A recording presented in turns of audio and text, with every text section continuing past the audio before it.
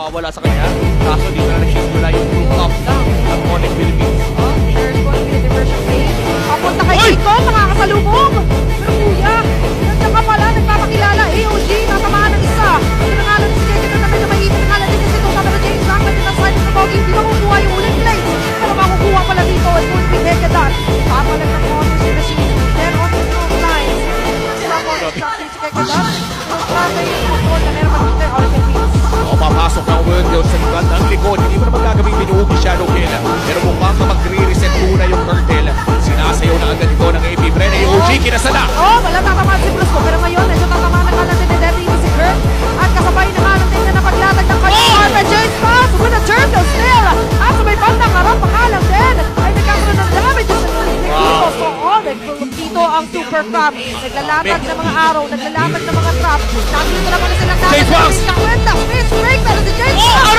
Yung side of the Pogi, medyo mabibigilan. Kasi nandyan yung mga araw, nandyan yung Shadow Kill. And as well as mga suntok.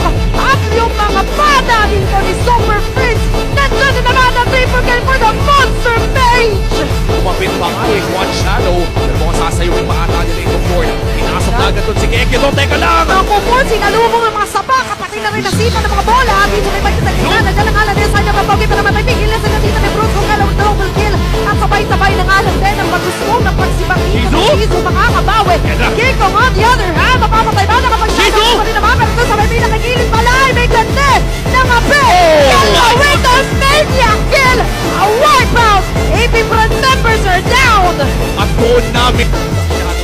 Wala kay Kiko. Okay, sabay-sabay na pressure. Umaangat dito. Nandito nga lang sila Kiko. Maaabot na si Bruce sa pinakalikod. At si Kiko pa mapapatay doon. Pabaliktad. At pasugot ngayon ng AP Brand. Mababaliktad pa nila ilaban si Bruce. Kung ngayon na medyo mahimit. Kaso nga lang sa pinakaligilid. Ay buhay pa rin naman dito. Sila Kelra. Nagrabe na yung mga bola. At nawawasak pa na si Keke. Four blades. James 1, 2, 3, 4. Ayun the Pogi with a shutdown kill. Kurt and Super Prince ang patinira. Dalawa sa dalawa. Magiging laban natin dito ang Pensa.